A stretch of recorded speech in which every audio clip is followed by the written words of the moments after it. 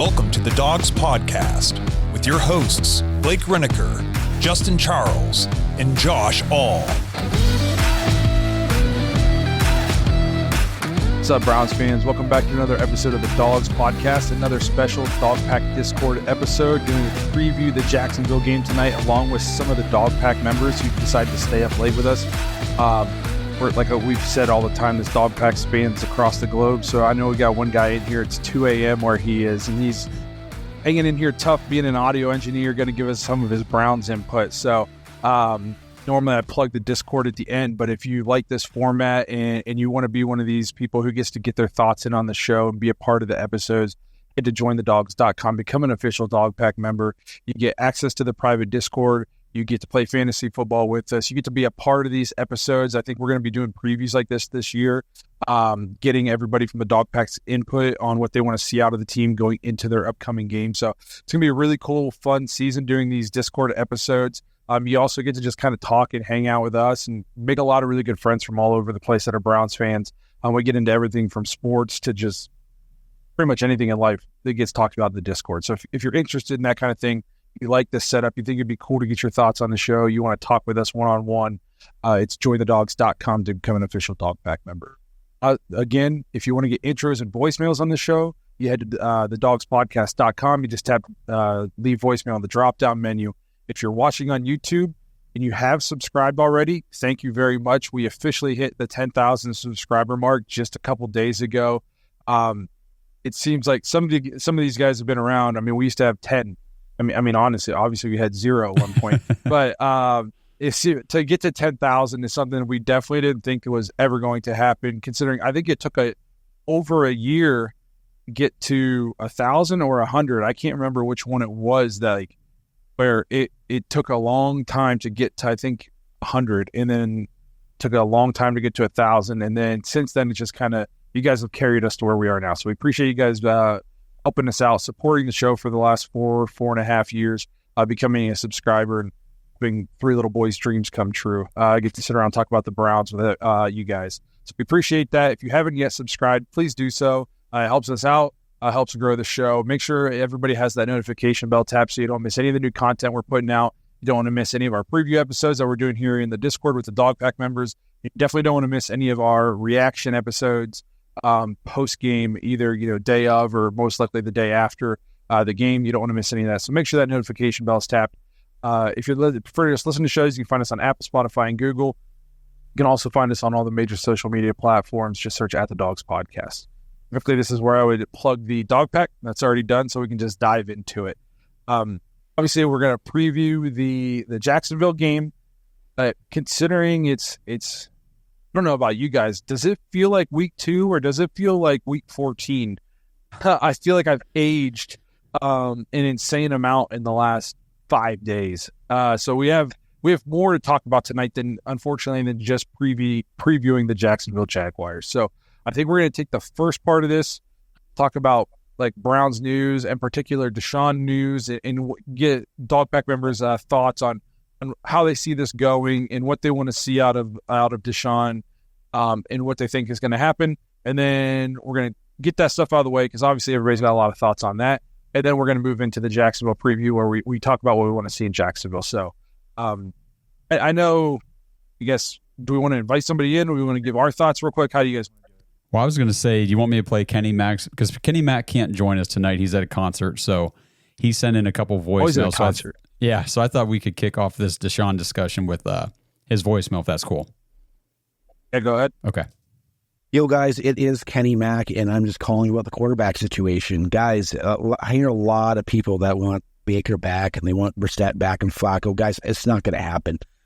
We are going to have Deshaun Watson. He is playing terrible, and I can get what you're saying, but be realistic about your comments. I mean, for Jacoby, when he left, there wasn't a big draw for him. He also didn't have a winning record with us. I know it's tough and the defense sold him out a bit, but he's not going to last the whole year as a starter for the Patriots. Next up is Flacco. I mean, he did amazing, came off the couch, won a bunch of games for us, but that was a 6-game sample, and I think he got found out in that playoff game, and he's still probably not going to see the field this year. As far as wanting Baker Mayfield, I mean, sure, I would have wanted to play the Commanders instead of the Cowboys, instead of having Baker Mayfield. But you'll see what happens to him when he plays a top 10 defense in the Lions this week. Overall, I mean, with Deshaun Watson, I don't know where this guy's going to go. I'm tired of the hijinks with this dude. It's just a never-ending calamity with this guy, and I just think I want to move on, but we're stuck with the dude. Give me your thoughts on the quarterback situation. I'm out. And then if somebody wants to jump up on stage, just put your hand up and we'll bring you on up. I got some thoughts Go for on it. some of the stuff Kenny said in terms of bringing back past quarterbacks. Flacco thing, guys, he's 100 years old. And obviously, we all had Flacco fever. We had Flacco around, find out T-shirts in the shop. Like, nobody's not grateful for what Joe Flacco did last year. And we don't think that Joe Flacco isn't like a stand-up dude that you would like to have on your football team. If you think you're just going to plug Joe Flacco in and get 17-game like run to the, through the regular season into the playoffs, guys, he threw at least, he throw at least one pick six every single game he started? I don't know if it was a pick six, but he definitely threw picks in every game. Yes. I mean, like, it was unsustainable. And my dad likes to bring up Joe Flacco a lot. And so I said, we have Jameis Winston's Joe Flacco. He's just younger and blacker. They're both gunslinger guys who are just going to go out there and huck it, chuck it football, and they might throw for 404 touchdowns and no picks, or they might throw for 404 touchdowns and 4 picks. You just don't know what you're going to get out of them. We have that guy on the roster right now. He's just younger.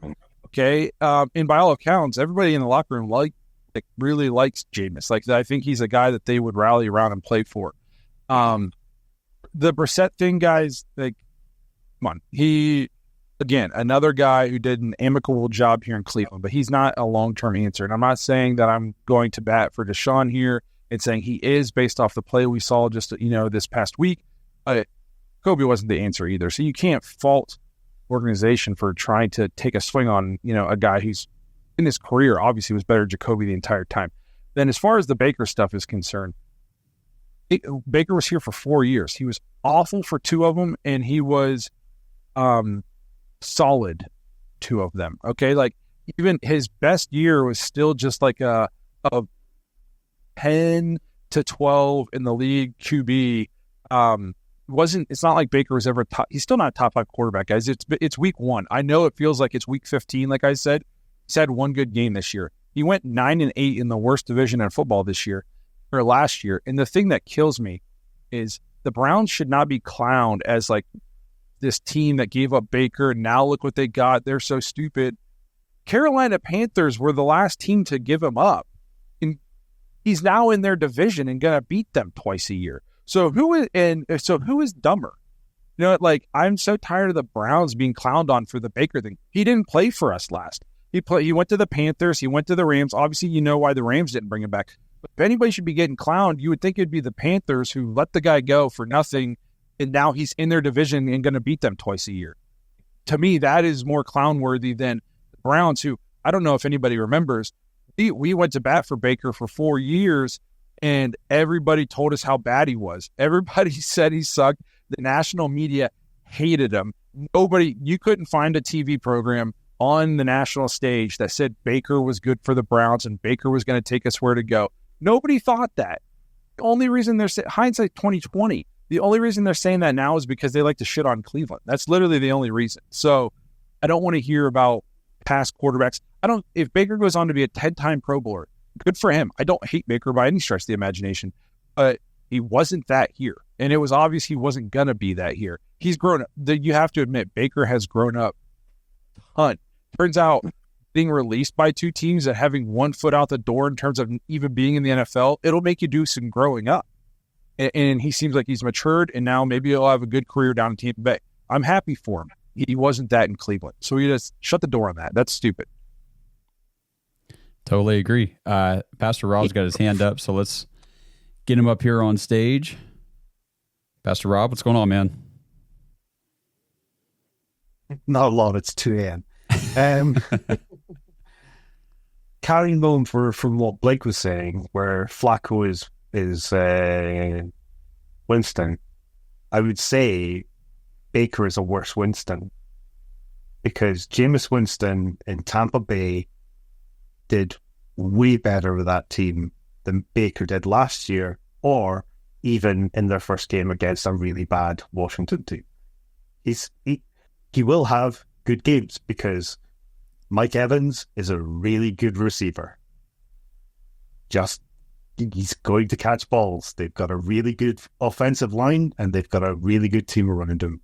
He's just going to have good games, but he's going to have Baker games where he just disappears. But I've never been there. No, I would even take it a step further from what you're saying, Pastor Rob, is not only does he have Mike Evans, but he also has Chris Godwin and Rashad White and Bucky Irving. Tristan Wirfs is an all-pro.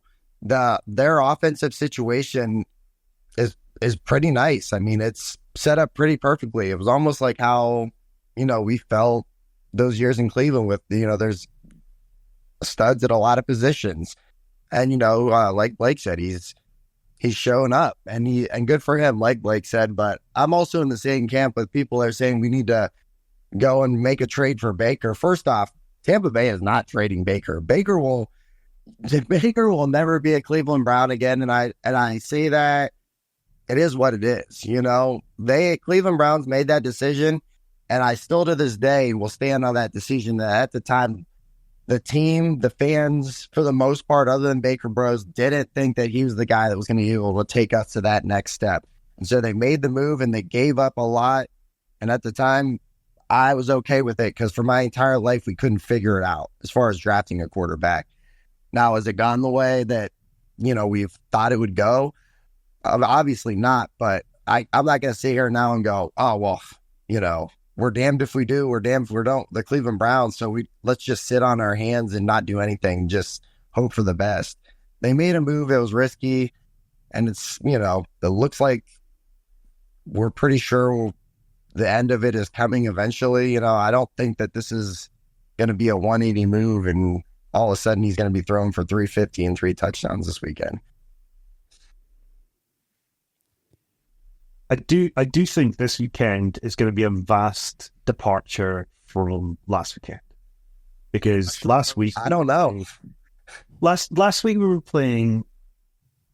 We want to crap on the Cowboys. Everybody hates the Cowboys, but they actually have a good team. I think the coaching staff are questionable, although they made us look very bad in every phase, in defense and offense. Just crapped on us, pretty much. But that's a good team. It's a good team. They'll piss the bed in the playoffs, as they always do, because that's just how the Cowboys work now. But this week we're not playing the Cowboys. We're playing a vastly inferior team to them. I think you've got a good chance of having a good game this weekend. I'm not saying we're going to be it's lighting the world up, but it's not going to be as bad as it was last week. Everybody seems to be at peak. I think the whole of Cleveland seems to be at tipping point of the world is falling. It's the apocalypse happening now. I don't think we're at that point. I think people just need to take a breath, take a little bit of a chill, and there's a lot of season to go. Sorry, Justin. No, you're good, brother. No, I do agree with you. Trust me. I've been here many a times at week 2 and going, hey, this isn't, the season's not over. But what I will say is, as far as comparing, defensive front for Dallas and the defensive front for Jacksonville, they've got some dudes. And they've got some dudes that can get after the quarter. Josh Hines Allen is a for real dude. He's a dude that, I would put him in a top 10 conversation with guys that can get after the quarterback easily. You also have Trayvon Walker, and then they also added Eric Armstead. So they're going to be bringing pressure. And I guess going into this weekend, that I have concerns there, based on, what we saw last weekend. Mm-hmm. I totally agree. But I think that based around the fact that this team, or let's go to Deshaun, because Deshaun is the prime target at the moment. Kenny was talking about him being a distraction and he's sick of all the extra things. I don't think Sean is bringing this on. This is obviously coming from the things that are happening around it, and I don't think we want to talk about the illegal stuff because I think that's just a too long a conversation and there's no good in that conversation at the moment at all. But from the football wise, he had a lot of things in his head coming into that previous game. He just lost his dad like the day before the game, and there was a lot of things going on that made him like have a lot going on. And I would say that the common thread of it's rust, but it's rust for not the reason why we had previous rust. It was rust because he's coming out of rehabilitating his arm and stuff like that. It's a horrible thing to keep saying, oh well, he's rusty, but there is going to be that rust. It's going to happen because he's rehabilitated an arm. He's got to get that back to playing level, and he didn't play in the preseason. That's a Kevin Stefanski thing. I'm hoping that we get more of a defensive coordinator's system rather than Kevin Stefanski's passive, let's do everything, take no shots, take no risks going down the field. He's a little too conservative at times, Kevin. That's his biggest weakness. I would really like if he gave up play calling as well, but like that's where I'm sitting. What are your thoughts on that sort of stuff going forward? Big news, Dog Pack. We are thrilled to announce we have a partnership now with BetStamp and Sign Up Expert, opening up an incredible opportunity for you to join some of our favorite sports books and get the best odds and new user offers this NFL season. Head over to our dedicated page at signupexpert.com/dogs, DAWGS, to explore a whole selection of sports books tailored to your region, each with unique offerings for you. If you guys are ready to take your sports betting to the next level this NFL season, head over to signupexpert.com/dogs, DAWGS, and check out the new user offers and the best odds on all the sports books. That's signupexpert.com/dogs. This episode is brought to you by Baden Sports. Browns fans, Baden Sports is your one-stop shop for all your athletic gear. Baden started out perfecting and manufacturing the best balls in the business. Yeah, if that sounded dirty, that's more about your mind than my words. But hey, it's true. Baseballs, softballs, footballs, basketballs, volleyballs, soccer balls, you name it, and Baden has engineered the highest standard sports balls available. And now they offer more than just sports balls. If you got kids playing baseball or softball, Baden has batting gloves and bats to go along with both game balls and training balls. If you're into basketball, Baden makes basketball specifically for indoor or outdoor use. Heck, Baden even has all the equipment you need for pickleball, which is one sport that I hear everyone is playing and yet I still never have. And I need to fix that soon. But don't miss the backyard games section of Baden's website where you can order everything you need for this upcoming outdoor season. Pool balls, backyard volleyball nets, croquet, bocce, horseshoes, cornhole, and more. Right now, you can get 10% off your entire order at Baden Sports, BADEN sports.com/dogs, DAWGS, and use promo code DOGS when you check out. That's 10% off all the top quality sporting gear you need this season. BadenSports.com/dogs. In terms of play calling, I've always been okay with Kevin calling plays, but based on what I just saw, and we heard the stats about how we were the lowest team in the league in pre-snap motion and motion at the snap of the ball. We talked about how you're supposed to be having this new offense, this more wide open attack, and yada yada yada, and then we saw none of it. If I've been okay with Kevin calling plays, but if he's not going to be comfortable enough to call it's supposed to be a new offensive system, then give it to Ken Dorsey. Like, what was the point? You know, if it was, we talked about this going into the season, if it was going to be a collaborative effort and, like everybody in the headset was talking and yeah, Kevin was going to be the one relaying the plays into the quarterback, but it's going to be kind of like a group decision and talking about stuff. I don't think any of that happened. At least it doesn't feel like that happened. So, if he's not going to be comfortable enough to call those kinds of plays and he doesn't, know it well enough, or just give it to Ken Dorsey because, if not, what was the point in bringing in Ken Dorsey, Tommy Reese, all these guys, these offensive-minded guys to help revamp the offense? What was the point? Yeah. So Pastor Rob, thanks for your questions. You can jump back up here later, but I want to get some other voices up here. So Devontae, what's going on, brother? Hello, fellas. Can you hear me? Yes, sir. Yes, sir. All right. So, I've been kind of looking at this Deshaun Watson thing from a different side. I like what Pastor Rob said, like what he went through a couple days before the game, losing his father and then also losing who he called his brother. That's a lot mentally. Now some people, like we see Brett Favre, he's able to put on a show. Other people, it's just too much at that time. But what I'll say is one of the things that I think hurts Cleveland fans the most is we've seen every other team get a quarterback. The Detroit Lions even had a quarterback, and they were like our cousins because if we were bad, they were bad. They were bad, we were bad.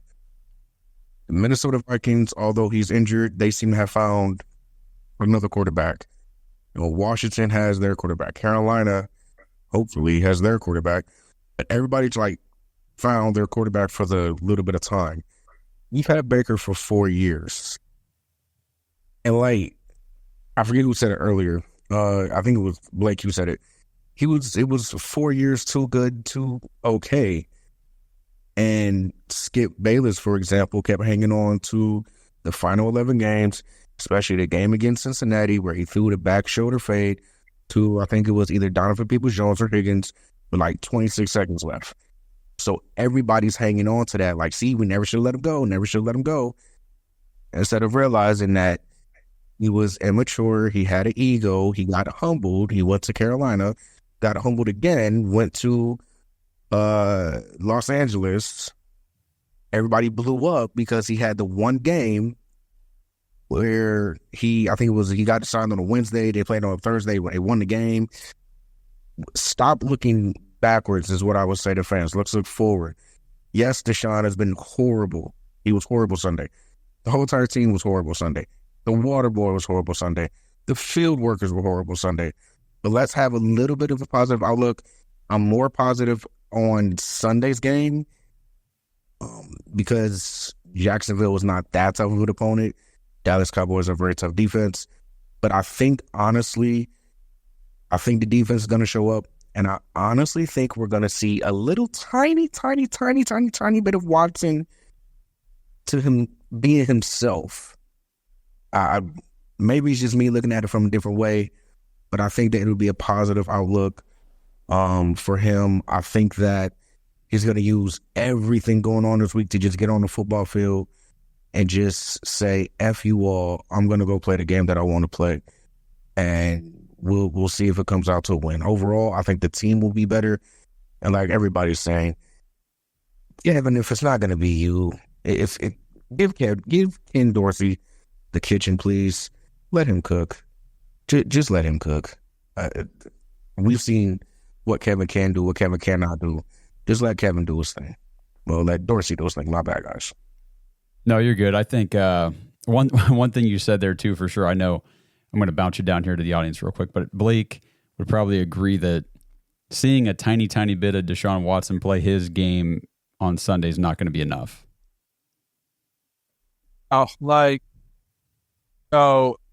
We can kind of soft transition into talking about this week a little bit here. I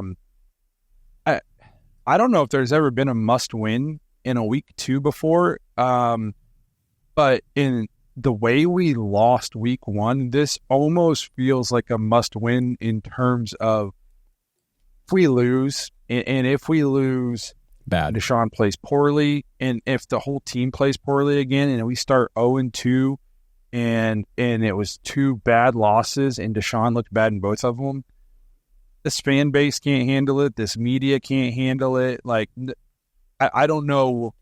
Like Pastor Rob said, it kind of has like an apocalypse type feeling. If we lose to Jacksonville, and if we lose ugly, it's going to be the sky is falling. It'll be doomsday, judgment day if that happens. So he's got to look night and day this week. That's the way I look at it.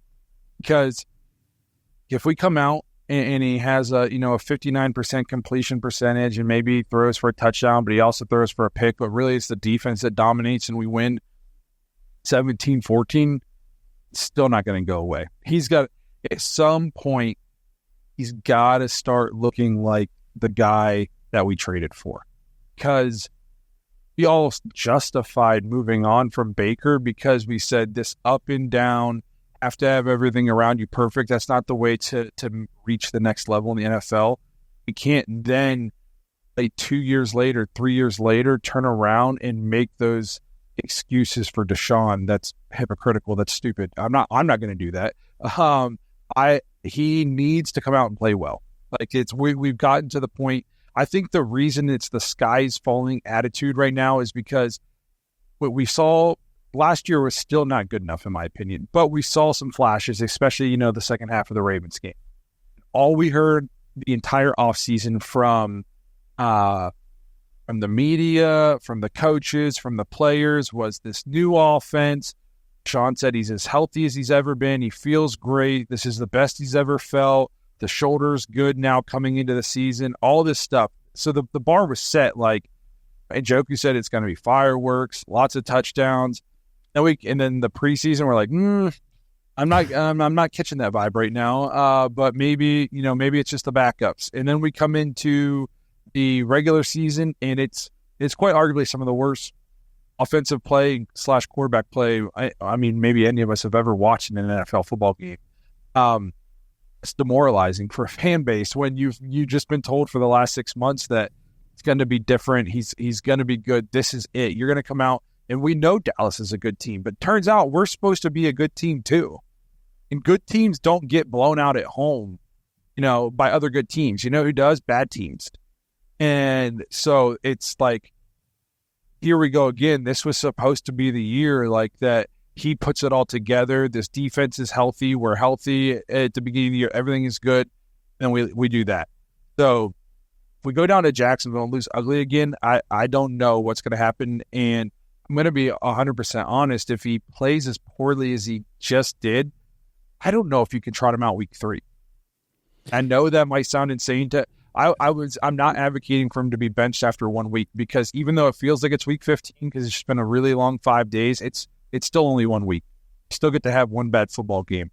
But if you have 2 bad football games on top of always being injured, on top of when you do play, I think I heard he's 42nd out of 45 eligible quarterbacks in terms of QBR since he's come to the Browns. There's only 32 starting quarterbacks. I was going to bring up the QBR thing.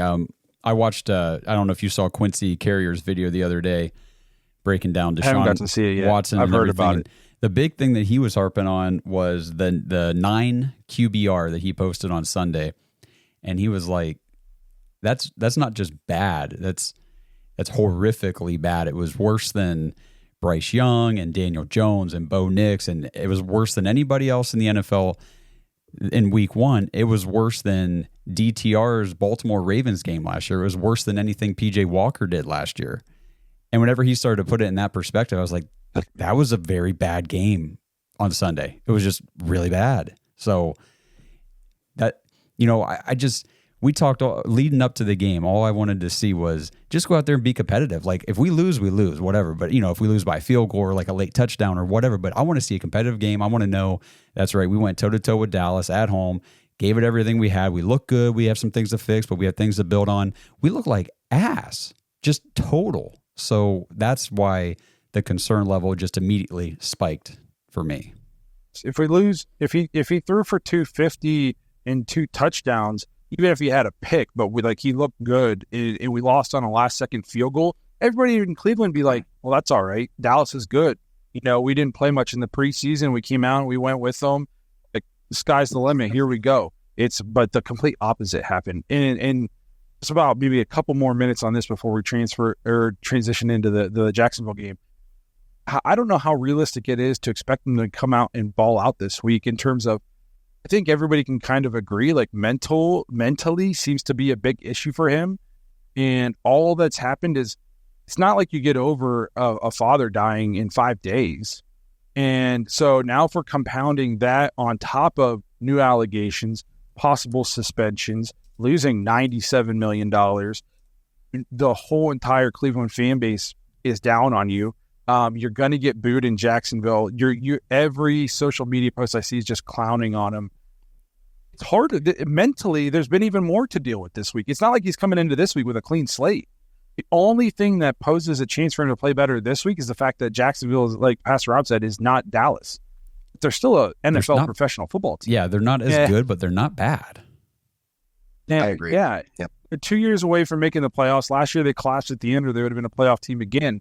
And they have a pretty good coach. And I just don't understand. I don't know if it's realistic. I'm expecting more bad than I would be more shocked if it's good than I would be if we come out and it's ass again. No, I mean, if it's good, I mean, we've got a great roster. We've got a great coaching staff. I do expect it to be good. Do I expect it to be the complete opposite of Sunday? That's what would, if they just came out and blew the doors off of them, that would be a little surprising. One thing that's nice is Kevin Stefanski is usually good after a loss. This is true, and I don't think he's ever started 0-2 since he's been here. But Tony the Italian wanted to jump up here and kick us off into the kind of the heavy preview stuff. So what's going on, Tony? Yeah, how we doing, guys? Good. What's going on, brother? So I think going into Sunday in Jacksonville, some things I was kind of thinking about, because as I know you said you couldn't finish the all 22, Josh, but I watched, I don't know if more than you or whatever the case may be. I watched the half. But I think kind of keys to a lot of what we need to do is Deshaun can't throw 45 times like we get against Dallas. I think the first thing we need to do is try to establish the run. Even if Ford is still going to lose 3 yards, we have to stay consistent, because if you watch towards the midway point of that Dallas game, I mean, they stopped sending more than 4 guys. I mean, they just drop back their linebackers every single time in coverage, and it's really hard to beat that every single time, I think, for any NFL quarterback. But I think going to this game, he can't throw 45 times. We need to establish a run game, and then fingers crossed, one of our tackles are back. I saw that Jed did practice today. I think I saw that. They both did. Yeah, okay, both did, yeah. So at least having one of them back to at least hold up the offensive line a little bit more. But I think that is what I think we need to do in order to win this game coming Sunday. And I don't know, what are your guys' thoughts on that? I'm gonna piggyback off that. Not only do we need to establish a run game to keep them honest, take a little bit of pressure off Deshaun, we have to limit penalties.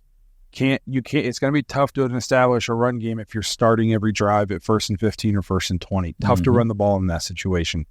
To me, limit penalties. That's got to be maybe number one on the list. Is we can't start 50% of our drives at 1st and 15 or 1st and 20.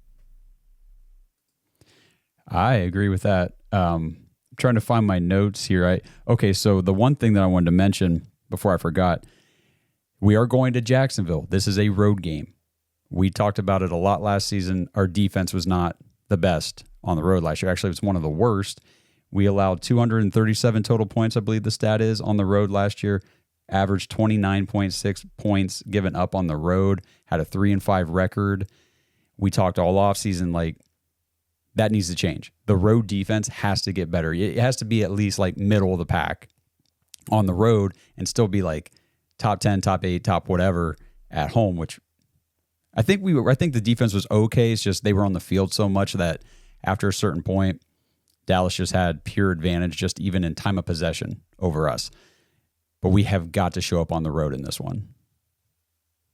What I'll say with that, Josh, too, is I've heard a lot of people this week be like, man, we kind of shit on Trevor Lawrence last year, when they came into Cleveland. He might have had 3 touchdowns, but he's picked off 3 times. And, I'm hearing a lot of almost just not taking Trevor Lawrence serious heading into this game.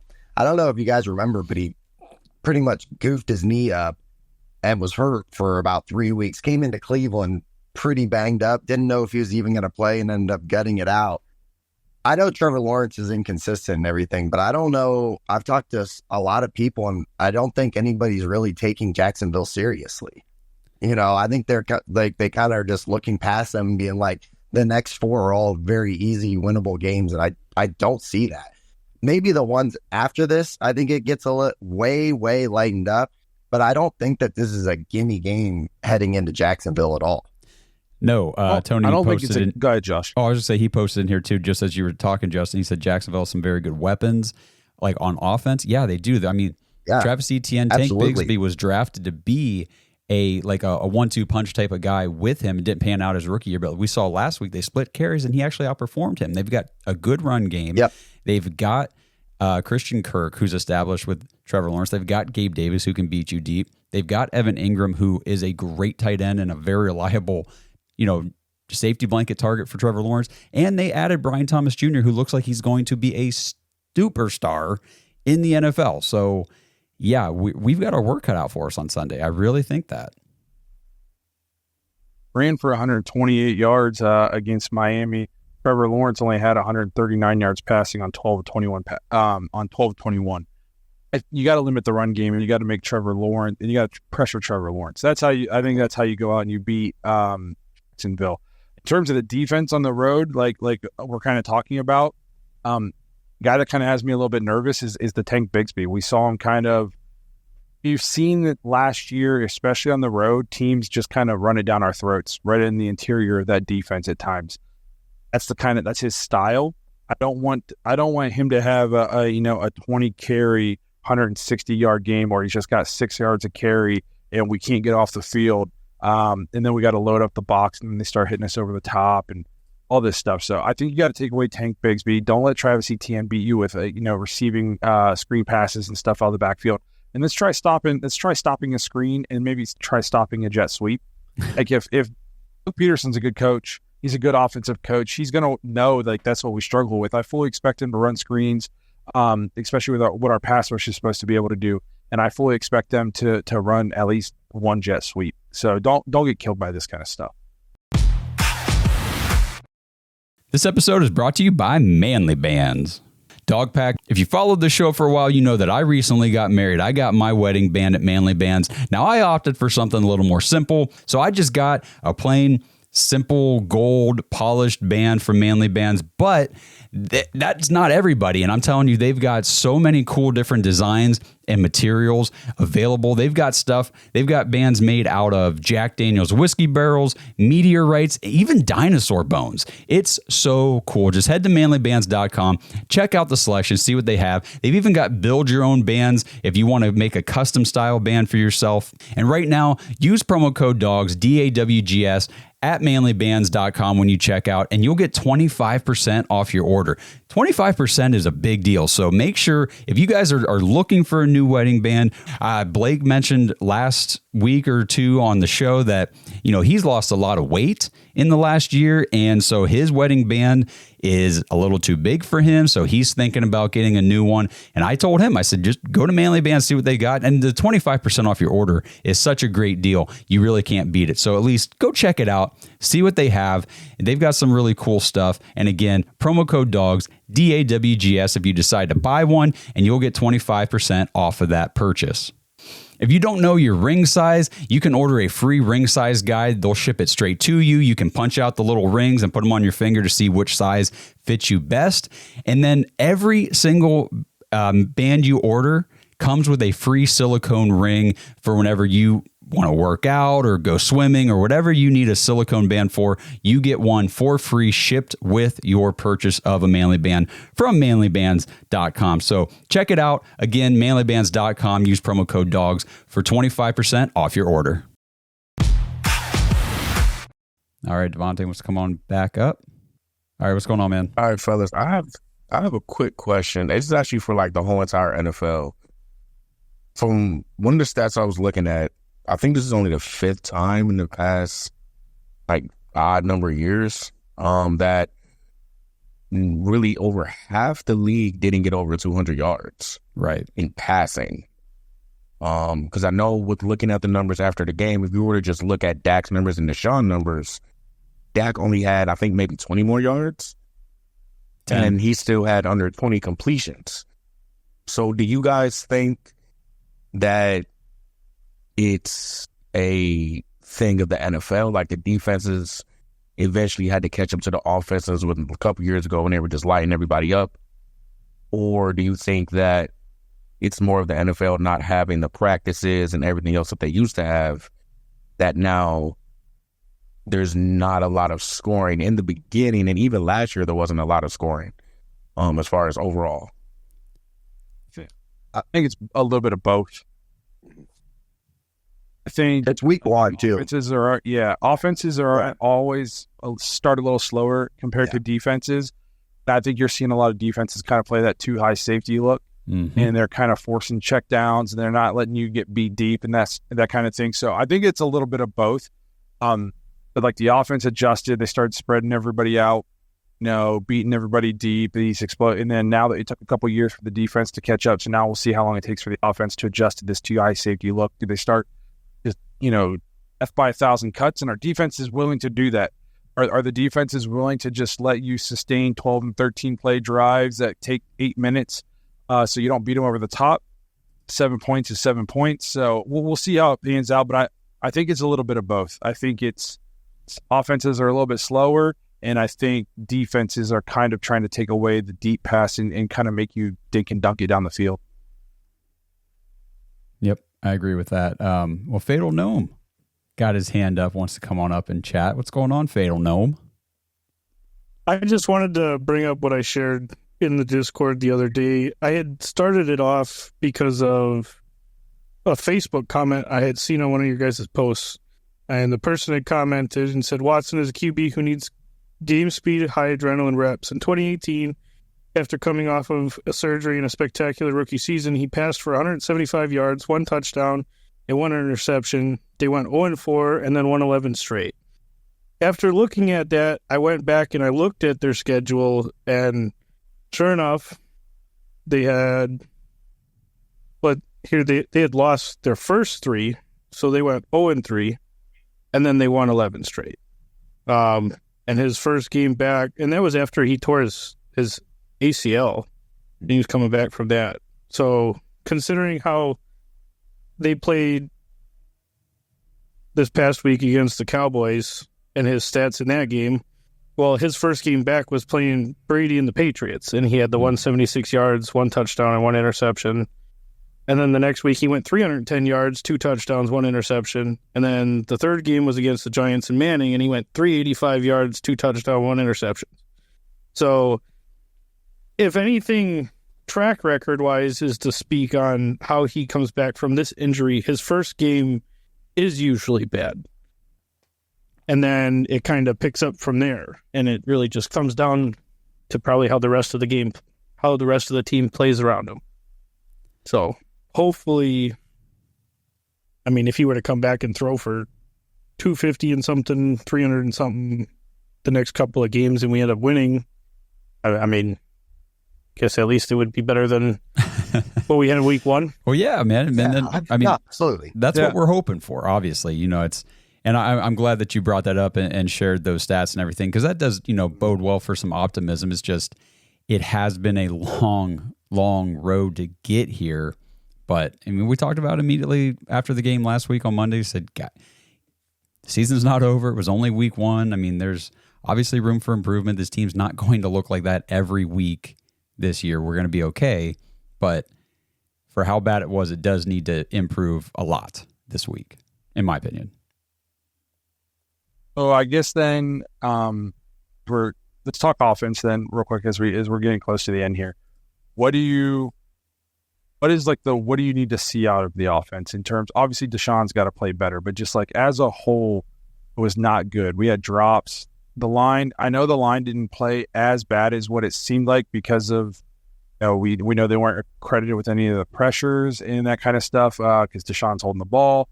But just nobody played really that well. What do you guys want to see offensively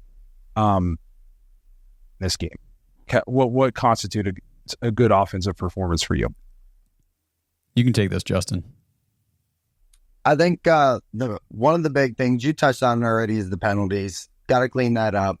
I just want us to look like an NFL team this week on all aspects of the game.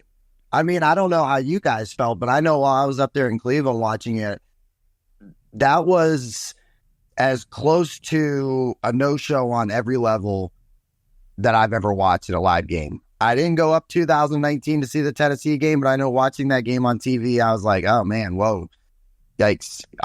Maybe I'm drinking the Kool-Aid, you know? And I, obviously, as a Browns fan, every year I'm going to be drinking the Kool-Aid and we're going Super Bowl or bust. But like, I can't remember the last time where I was like, yikes. The only position group that I thought looked okay was Darden. You know, that was the takeaway. I was like, well, Darden looked, you know, he set us up pretty decent, but I just execution. Look like an NFL team. Look like you want to be out there, because the body language from what I saw on Sunday against Dallas, nobody really gave a shit that was out there. That's what I took away from it. And maybe I'm wrong, you know, but to me, we looked flat. We looked completely unprepared. They came in, punched us in the mouth, and we never responded to it for 4 quarters.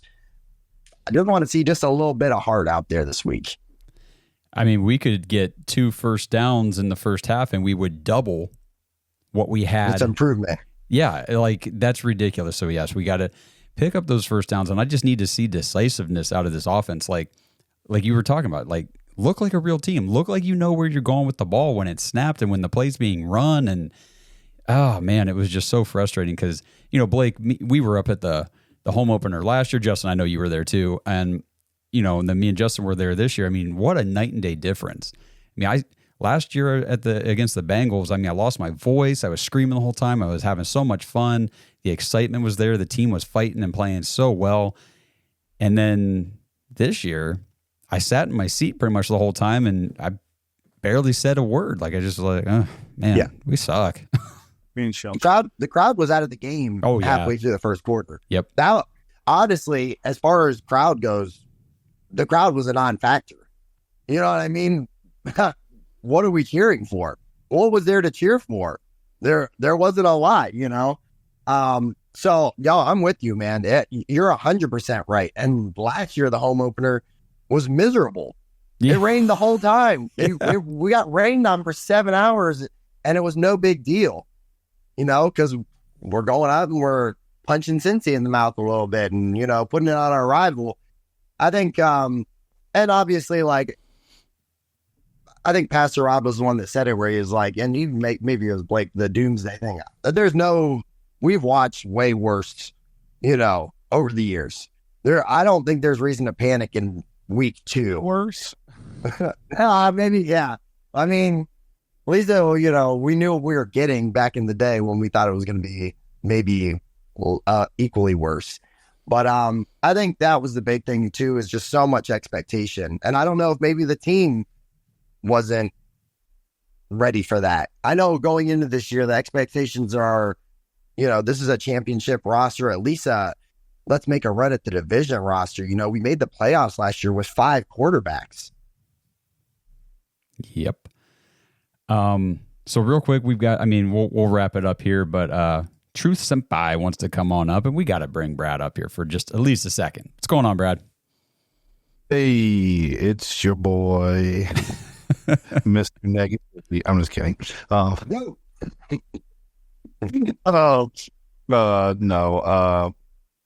I just want to remind everybody that even though Sunday was a complete dumpster fire, that we've had a street full dumpster fire when Hugh Jackson was here. And I mean, I watched every game from beginning to end, the 0 and 16 years, so I know complete utter suffering. So yeah, and minus the off the field nonsense with Deshaun, I just hope that he just wasn't in his rhythm, and then maybe mentally with all that one on the weekend kind of threw him off. I'm just hoping that's the case. The one thing we really, really, really got to sort out is our running game was just pitiful. And I understand we got down quick, so we had to pass, but like it was just like constant passes. We didn't even try like a screen. We didn't try a sweep. We didn't try any gadget plays. None of that. No motion. It was very vanilla offense to me. Oh yeah, it was like vanilla that doesn't have any taste. It was that bad. Well, and once you start, It tastes bad. It tastes like shit. Yeah. Once you get so one dimensional like that, the defense is just pinning their ears back. Oh yeah.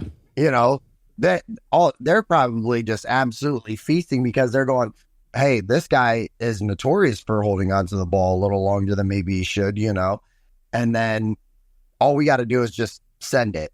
Or, you know, they would just drop back and wait for him to scramble out and keep sending, you know, 4 at him. And ended up, Blake brought it up. He said, you know, he was out running guys, but eventually the guys would just catch him, just completely catch him from, you know, on the scramble. So, I just want to see just some form of some type of consistent offense, because that wasn't it for me on Sunday. I guess my offensive, I would like to see Deontay Foreman get more carries.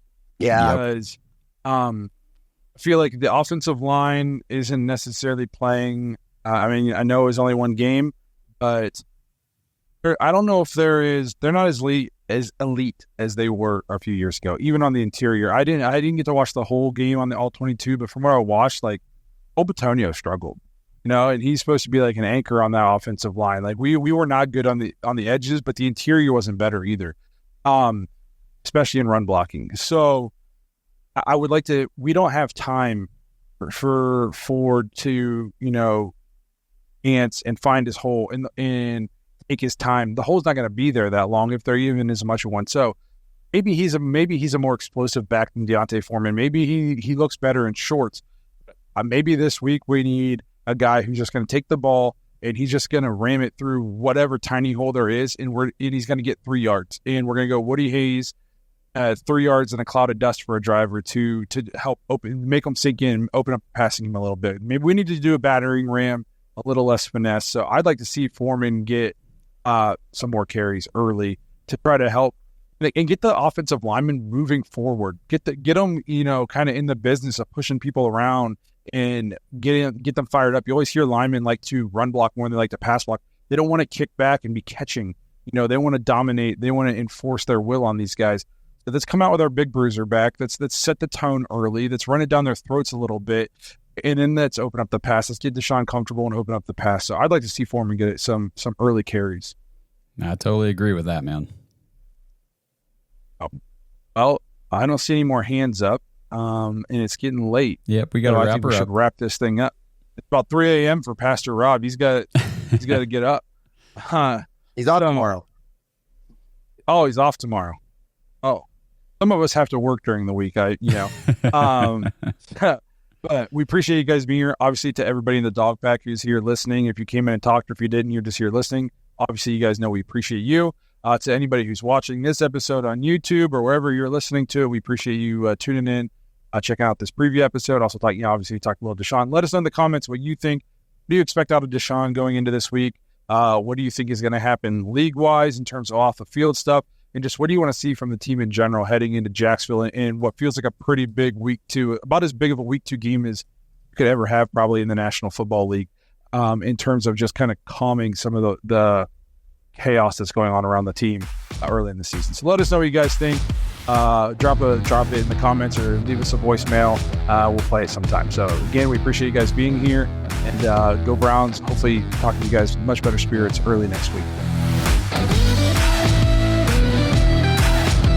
Thanks for listening to another episode of the Dawgs Podcast. Make sure you subscribe on YouTube and follow us on Twitter at the Dawgs Podcast. Get your thoughts on the show at thedawgspodcast.com.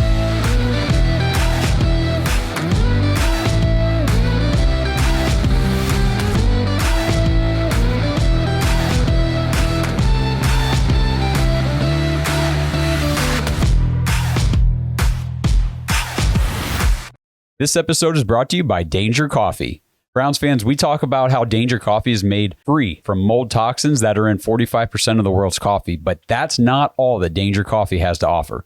Mineral and nutrient deficiencies are a big deal. They make you feel sick, tired, stressed, and they can give you brain fog. These deficiencies negatively affect your immune system, your digestion, sleep, metabolism. Have you ever wondered why you get an initial burst from your coffee, but then you get that little crash not long after? Danger Coffee's patent-pending process remineralizes your body with more than 50 trace minerals and electrolytes, leaving you more energized, engaged, powerful. These micronutrients enter the cells to boost performance. They bind to toxins to provide detoxification support. I know that sounds like a lot, but the bottom line, guys, is minerals matter, and most of us really don't get enough of them on a daily basis. Danger Coffee delivers micronutrients, plus it gives you access to the minerals you already have. Head to dangercoffee.com, use our code DAWGS, D-A-W-G-S, for 10% off your order. And that code can be used over and over. So you get 10% off every order you make using code DAWGS. It's time to start every day off with a cup of coffee that gets you going and actually keeps you going. dangercoffee.com, code DAWGS.